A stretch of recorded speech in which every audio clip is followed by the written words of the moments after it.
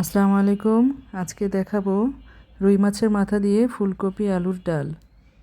জন্য এখানে আমি নিয়েছি সেদ্ধ করা আলুর ডাল, ফুলকপি নিয়েছি আধা সিদ্ধ ফুলকপি, নিলাম টমেটো, পেঁয়াজ, কাঁচামরিচ, নিয়েছি আগে থেকে ভেজে রাখা রুই মাছের মাথা। এরপর কড়াইয়ে তেল দিয়ে পেঁয়াজ, মরিচ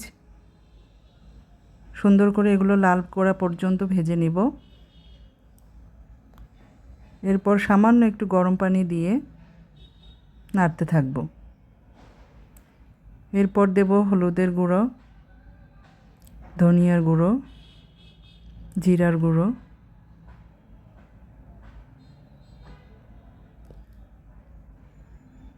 এবার দেব পরিমাণ মতো লবণ, আর দেব আদা বাটা।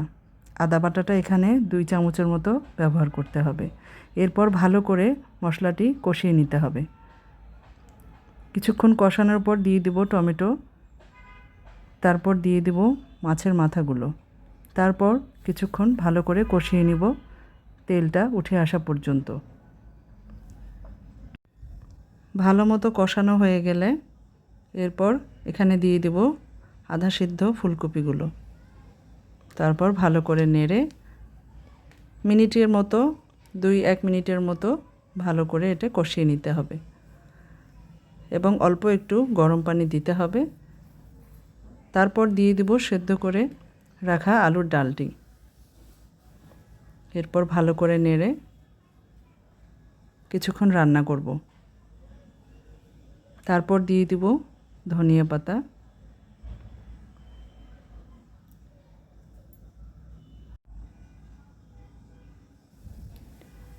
এখন সবগুলো একটু ভালোভাবে নেড়ে ঢাকনা দিয়ে ঢেকে দেব। কিছুক্ষণ রান্না করব।